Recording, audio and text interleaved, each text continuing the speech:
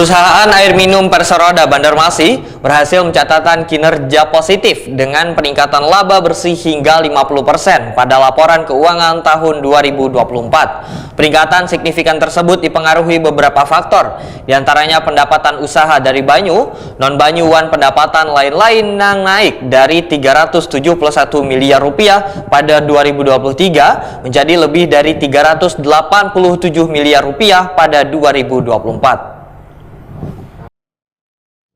Perusahaan air minum Perseroda Banjarmasin berhasil mencatatkan kinerja positif dengan peningkatan laba bersih hingga 50% pada laporan keuangan tahun 2024. Dalam neraca komparatif audited per 31 Desember 2024 dan 31 Desember 2023, tercatat laba usaha setelah pajak pada tahun 2023 sebesar lebih dari 25,5 miliar rupiah. Sementara pada tahun 2024 melonjak menjadi lebih dari 46 miliar rupiah atau mengalami kenaikan sekitar 21 miliar rupiah.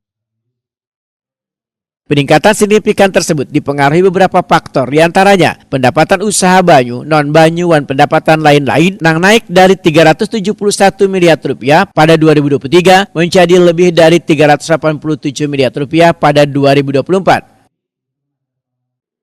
Di sisi lain, beban operasional juga berhasil ditekan dari 337 miliar rupiah pada 2023 turun menjadi 325 miliar rupiah pada 2024. Selain itu, biaya non-operasional yang sebelumnya mencapai lebih dari 337 miliar rupiah juga berkurang menjadi lebih dari 326 miliar rupiah di tahun 2024. Ini disampaikan PLT Direktur Utama Perusahaan Air Minum Banjarmasin Sahrani didampingi Direktur Teknik Edwansa, Sekretaris Perusahaan Julbadi serta PLT Komisaris Utama Edi Wibowo, Wan Dewan Komisaris Ani Hanisa.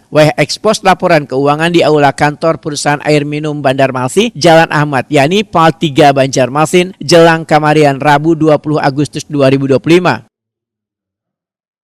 Menurut Sahrani, peningkatan laba bersih ini karena terlepas dari bertambahnya pelanggan serta pendapatan lain yang mendukung kinerja perusahaan. Laporan keuangan tahun 2024 juga telah diaudit berdasarkan SAK ETAP dengan opini wajar tanpa pengecualian.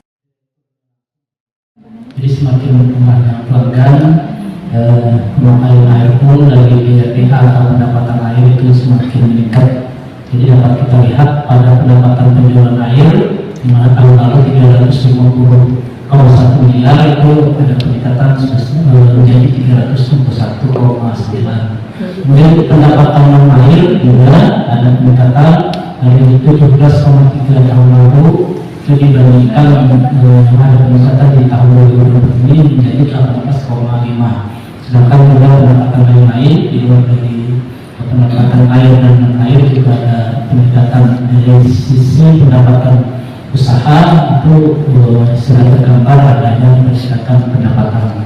Kemudian dari beban operasional tadi juga sudah kami sebutkan dari angka 357 miliar total beban di tahun 2023 itu bisa efisiensi menjadi 324,1 miliar.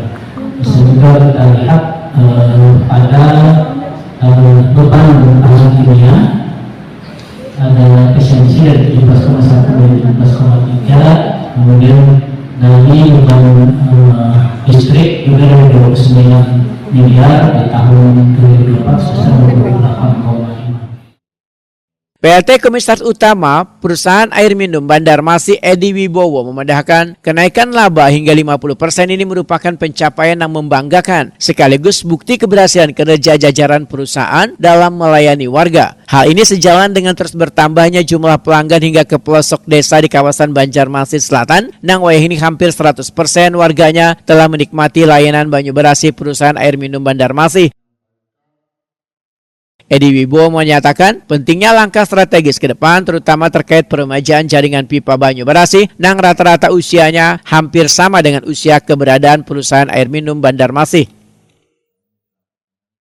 Ya, kalau kita lihat secara grafik, alhamdulillah, artinya kalau tahun lalu labanya masih di 25, nah sekarang sudah bisa 25 dan 46. Ini kan dari 2023 ini kurang lebih 50% sampai dia sudah lulus. Tapi ada lagi dari satu sisi yang menjadi perhatian kita terkait dengan jaringan.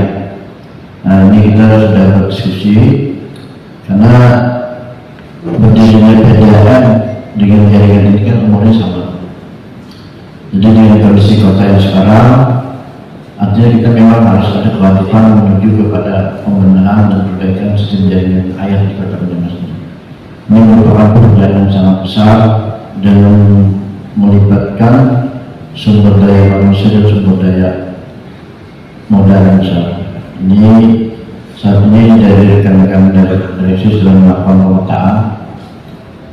Dari hasil pemetaan tersebut kita akan kita lakukan perhitungan. Dengan kemampuan kita yang ada, mungkin akhirnya agak berat. Mungkin apa kita akan melibatkan pengusaha atau pihak swasta, artinya tidak sama secara B2B. Karena mengharapkan penita modal dengan situasi sekarang agak sulit juga. Tapi kita berusaha semua kita. Tapi beberapa solusi sudah kita siapkan. Apakah itu penita modal provinsi, kemudian penita modal dari pemerintah kota sendiri, dan ada sistem kerjasama dengan B2B. Nah, itu beberapa skenario yang sudah kita siapkan untuk menuju kepada perbaikan.